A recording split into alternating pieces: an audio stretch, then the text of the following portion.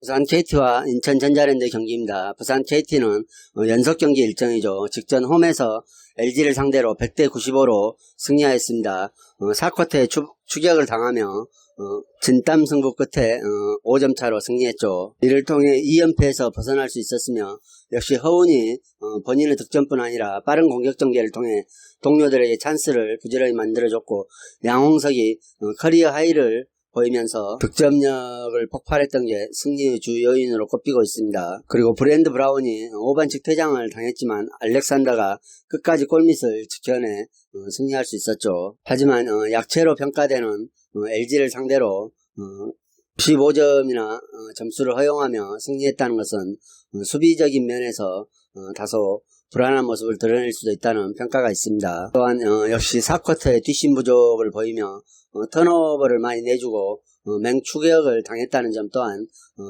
KT의 불안한 모습으로 꼽히고 있죠. 이에 맞서는 원정팀 전자랜드 또한 직전 홈에서 오리온에게 74대 79로 패했습니다. 따라서 3연승이 중단됐죠. 하지만 오리온전에서 새로이 영입한 용병이 선을 보이면서 데뷔전 치고는 나쁘지 않은 활약을 선보였다는 평가를 받고 있고, 페인트존 안에서 폭발적인 득점력을 보여준 조나단 모틀리와 2대2 옵션의 공격 옵션에 대한 이해도가 높고 패스 시야가 좋았던 데본 스캇이 이번 경기에서는 좀 더 팀에 녹아들 수 있을 것이라는 예상이 있습니다. 따라서 용병들은 체력과 컨디션이 올라온다면 아마도 조나단 모틀리가 파괴적인 힘을 보여주며 코트를 휘저을 수도 있을 것이라는 예상이 있습니다. 또 국내 선수들의 코트 밸런스가 무너진 모습이 있었지만, 게임을 할수록 조직력이 향상되면서 시너지 효과를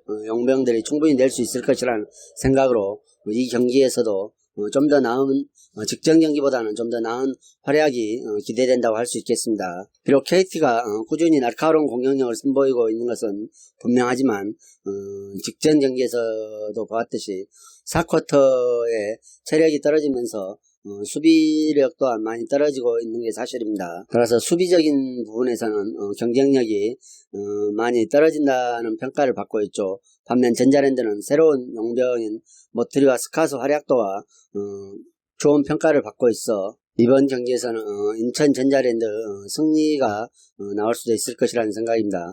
또 KT가 최근 살인적인 일정을 소화하는 중이죠. 그래서 주축 선수들의 체력 안배에도 신경을 써야 하는 만큼 오늘 경기보다는 3월 2일에 펼쳐지는 삼성 경기에 훨씬 더 많은 신경을 쓸 수도 있을 것이라는 생각입니다. 따라서 이 경기도 원정팀 인천 전자랜드의 승과 플러스 1.5 핸디캡까지도 전자랜드가 가져올 수 있을 것이라는 생각입니다. 인천 전자랜드 승과 전자랜드 마헨승을 추천드립니다.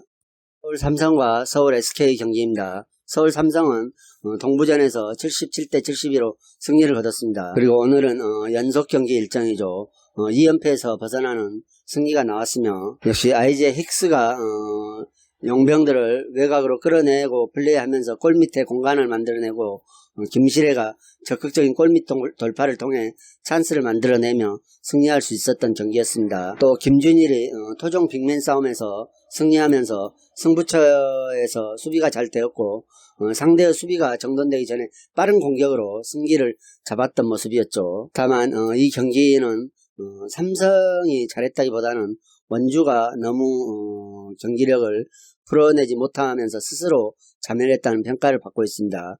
그리고 힉스 역시 5반칙 퇴장을 당하는 모습을 보여주며 불안한 모습을 보여주고 있죠. 오늘 경기에서도 역시 그 흐름은 유지될 수 있을 것이라는 생각입니다.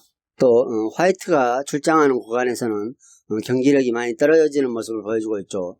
극단적인 스몰 라인업으로 인해 높이에 대한 열세가 나타나면서 경기력이 떨어지는 모습은 역시 삼성에게 매우 큰 부담으로 작용하고 있습니다. 이에 맞서는 원정팀 SK는 직전 KGC 인삼에게 62대 78로 대패했습니다. 속공을 통해 공격을 하는 패턴을 보이고 있지만, 많은 턴오버로 인해 오히려 상대에게 많은 역습 찬스를 내주면서 패하고 말았죠. 다만 무려 4명의 선수가 두 자릿수 득점에 성공하는 등 생각보다 득점력은 좋았다는 평가입니다. 하지만 3연패의 흐름 속에 있어 이번 경기에서 반드시 3연패를 끊고자 하는 동기부여가 강할 것이라는 생각입니다. 안영준이 복귀했지만 포스트업 공격 효율성도 떨어졌으며 최성훈이나 오재현의 부진으로 인해 백코트 조합의 시너지 효과도 미비했고 김선영 턴오버는 경기 흐름을 끊는 중요한 요인이 되고 말았죠. 하지만 오늘 맞대결에서는 역시 삼성의 아이지아 힉스가 부상이 완전히 회복되지 않아 출전 시간이 제한적일 수밖에 없고 에리코 화이트가 투입되는 시간에는 극단적인 스몰 라인업이 가동되기 때문에 SK에게는 좀 더 유리한 모습으로 작용할 수 있을 것이라는 생각입니다. 따라서 외국인 매치업에서 SK가 이번 경기는 주도권을 쥐게 될 것이며 SK가 삼성을 상대로 3연패를 당하고는 있지만 김선영과 안영준이 복귀한 전력으로 속도전을 펼치며 SK가 삼성을 물리칠 수 있을 것이라는 생각입니다.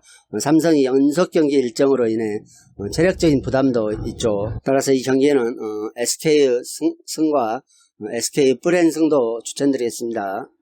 여자 배구 GS칼텍스와 한국생명 경기입니다. GS칼텍스는 직전 홈에서 도로공사에게 3대2로 승리를 기록했고 이전 또 도로공사에게 3대0으로 승리를 기록하면서 3연승 흐름 속에 있습니다. 역시 삼각편대가 높은 공격 성공률을 기록하면서 득점력이 폭발하며 승리할 수 있었죠. 또 안혜진 세터 안정적인 토스 능력에 러츠가 타점을 잡고 좋은 공격을 시도할 수 있었으며 어택 커버 또한 좋아 공격수들의 부담을 많이 덜어주며 승리했습니다. 다만 블로킹 싸움에서 완패를 당했고 서브와 범실에서도 많은 부족함을 보이면서 세트별 경기력이 기복이 심해 불안 요소로 남아있죠. 이에 맞서는 원정팀 흥국생명은 직전 IBK 기업을 상대로 0대3으로 셧아웃 패배를 당했습니다. 따라서 인삼공사를 상대로 3대1로 승리를 한 것을 제외하고는 최근 6경기에서 1승 5패를 하고 있죠. 비록 흥국생명이 브루나우 부활이 나오면서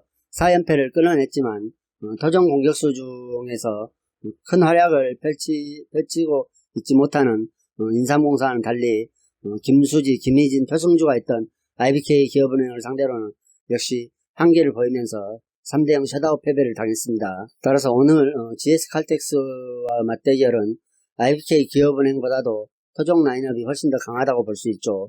그리고 중앙에서 김유리의 활약도 훨씬 더 좋아 보인다는 생각입니다. 따라서 이 경기는 완전체였던 흥국생명을 상대로도 호락호락하게 물러서지 않았던 GS칼텍스가 쌍둥이 자매가 사라진 흥국생명을 상대로는 훨씬 더 나은 경기력을 선보이며 3대0 완성을 할 수 있을 것이라는 생각입니다. 따라서 이 경기는 GS칼텍스 2.5 마행 승과 언더를 예상해 보겠습니다.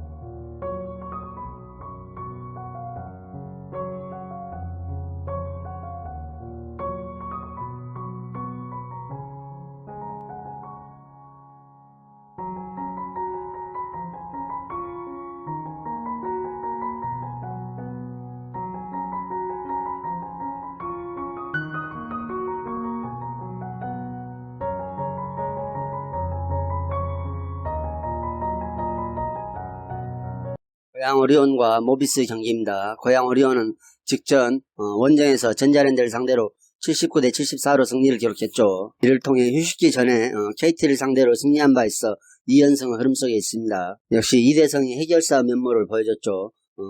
4쿼터에서만 16득점을 몰아치며 해결사 역할을 해주었고 리바운드 싸움에서도 오리온이 우위를 가져가며 역전승을 할 수 있었습니다. 비록 허일령이 결장했지만 용병들의 역할 분담도 좋은 편이었으며 이승현이 공수에서 높은 활약을 보여줬죠. 그리고 오늘 경기에서는 직전 전자랜드전에 컨디션 관리차 결장했던 허일령이 출전할 것으로 보아 외곽에서 훨씬 더 짜임새 있는 플레이를 펼칠 수도 있을 것이라는 기대가 있습니다. 역시 이대성에 대한 의존도가 높은 건 사실이나 오리온 또한 높이를 자랑하는 팀이기 때문에 모비스 높이와 맞물려도 손색이 없을 것이라는 평가가 있죠. 이에 맞서는 원정팀 모비스는 직전 KT전에서 99대 96으로 승리한 바 있습니다. 에런 헤인즈 영입설이 돌았지만 결국 버논 맥클린을 선택했죠. 그리고 김국찬을 제외하면 완전체 전력이 구축되어 있습니다. 현재 3연승의 흐름을 유지하고 있는 모비스는 위기 상황에서 역시 션농이 게임 체인저 역할을 해내면서 분위기를 반전시켰고 적극적인 골밑 돌파로 상대 수비를 흔들면서 빠른 킥아웃 패스에 의한 오픈 외곽슛 찬스를 많이 만들어내 많은 3점 슛을 성공시킬 수 있었죠. 그리고 리바운드 싸움에서도 우위를 보이며 좋은 모습을 보여주고 있습니다. 직전 4라운드 맞대결에서는 울산 모비스가 86대 85로 신승을 거둔 바 있습니다. 역시 션농이 용병 싸움에서 우위를 보여줬고 2대에서는 좋은 활약을 펼쳐줬으나 허일령의 얕은 난조가 나타나면서 아쉽게 오리온이 패했죠. 하지만 오늘의 양상은 직전 경기에서 2대성의 컨디션이 매우 좋아 보일 만큼 토종 선수들의 득점 지원과 더불어 오리온이 승리할 수 있을 것이라는 생각입니다. 제프 위디 느린 스피드 때문에 션농을 제어하지 못했지만 이번 맞대결에서는 데빈 윌리엄스가 어느 정도 션농과 매치에서 크게 밀리지 않을 것이라는 생각이죠. 따라서 이 경기는 홈 오리온의 승을 추천드리겠습니다. 그리고 마이너스 1.5 핸디캡도 오리온이 충분히 가져갈 수 있을 것이라는 생각입니다. 농구 플레이오프죠. KB스타즈와 신한은행 경기입니다. 단기전의 특성을 고려할 때 죽기살기로 뛰는 박지수를 상대로 신한은행의 공격 리바운드를 많이 뺏길 수밖에 없는 전력이죠. 그리고 정규 시즌에 위력을 발휘한 신한은행의 3점 슛이 포스트 시즌에 얼마만큼 적중률을 보여줄 수 있는가가 이 경기의 관건이라는 생각입니다. 가장 최근의 맞대결에서는 KB스타즈가 원정에서 81대 72로 승리를 기록했죠. 역시 박지수가 27득점 18리바운드를 해주며 골밑을 완전히 장악했던 경기였습니다. 반면 신한은행은 전반전에는 리드를 했지만 후반전에는 10명의 선수를 활용하면서 플레이오프에 데뷔하는 경기를 했었죠. 3위를 확정한 상황에서 다양한 공격 옵션을 시도했고 박지수에 대한 컨트롤을 시도해봤던 경기였습니다. 하지만 6라운드를 제외하고 5라운드까지의 상황을 보면은 1, 2, 3라운드는 KB스타즈가 가져왔지만 정작 중요한 4라운드, 5라운드는 신한은행이 승리했죠. 박지수에게 더블팀을 붙이고 트랩으로 막아서면서 4라운드, 5라운드에서는 박지수를 꽁꽁 묶어 승리할 수 있었던 경기였습니다. 정규 시즌에서 KB스타즈가 홈 경기는 10승 5패이며 신한은행 원정경기 성적은 9승 6패를 기록하고 있죠. KB스타즈는 최근 강하정과 최희진이 정규 시즌 최종전에서 동시에 부상에서 돌아와 실전 경기 감각을 조율했고 신한은행은 김혜나가 부상으로 플레이오프 출전 여부가 불투명하다는 소식입니다. 따라서 강하정과 최희진이 합류하게 되는 KB스타즈가 4, 5라운드 맞대결에서 박지수를 봉쇄하며 골밑 득점을 막아 승리를 기록했던 신한은행 수비 전술이 통하지 않게 만들 수도 있을 것이라는 생각입니다. 따라서 이 경기는 KB스타즈 승리 가능성을 추천드리겠습니다. 역시 단기전이기 때문에 박지수 공격 리바운드가 위력을 떨칠 수밖에 없을 것이라는 평가이며 신한은행이 4라운드, 5라운드처럼 박지수를 봉쇄한다 해도 공간 침투 능력이 좋은 심성영 등을 통해 득점력을 끌어올릴 수 있을 것이며 충분한 휴식기가 있는 만큼 박지수가 신한은행의 수비에 제지를 당하지는 않을 것이라는 생각입니다. 따라서 이 경기는 KB스타즈 승을 추천드리겠으며 4.5점 기준점 핸디까지도 KB스타즈가 가져갈 수 있지 않을까 하는 생각입니다. 첫 경기에서 기선제압이 무엇보다 중요하겠죠. 이상으로 경기 분석을 마치겠으며 여러분들의 좋은 결과가 있기를 기원하겠습니다. 그리고 오늘의 분석이 여러분들에게 조금이나마 도움이 되셨다고 생각하면 구독과 좋아요도 꼭 부탁드립니다.